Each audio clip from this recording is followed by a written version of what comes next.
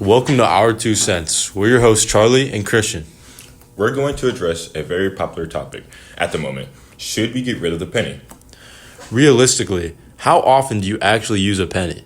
Not just getting one as change, but actually spending one. Most of us don't. Instead, we toss them in a jar, leave them in a car, or drop them in a donation bin. Pennies don't just move through the economy like the way they used to. Unlike credit cards or mobile payments, coins don't circulate quickly. And pennies, they basically sit around waiting for us to forget about them. But the hot topic is how crazy expensive pennies are to make.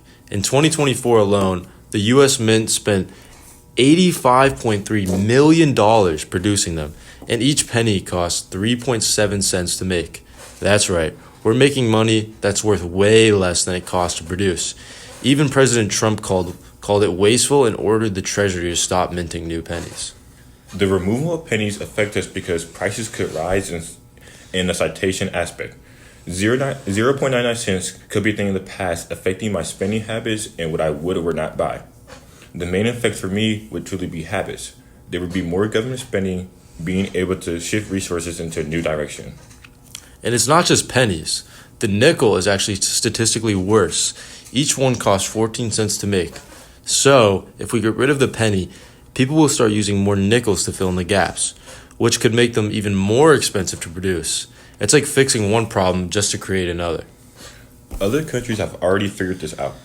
Canada got rid of the penny in 2013, and it had a simple solution. Just round cash transactions to the nearest 5 cents.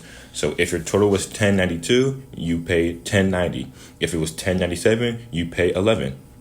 Over time, it all evens out, and no one really loses. But would it work in the U.S.? That's where things get tricky. If demand for nickels goes up, the price of metals used to make them, mainly nickel and copper, could rise, making them even more expensive to produce. So would we actually save money, or would we just shift the cost to the next smallest coin? And here's the big picture question. If we compare the potential savings to the entire U.S. budget, removing the penny would save about 1/10 of a cent on a $100 bill, so not exactly a budget game changer. Personally, we need to focus on the impact of rounding to see the inflation pressure that could occur within the years to follow. If sellers start to round prices, the aggregated demand would change as consumers will start to spend less or more due to the ability of price changes. With the government having more spending, there could be ability to potential for tax saving.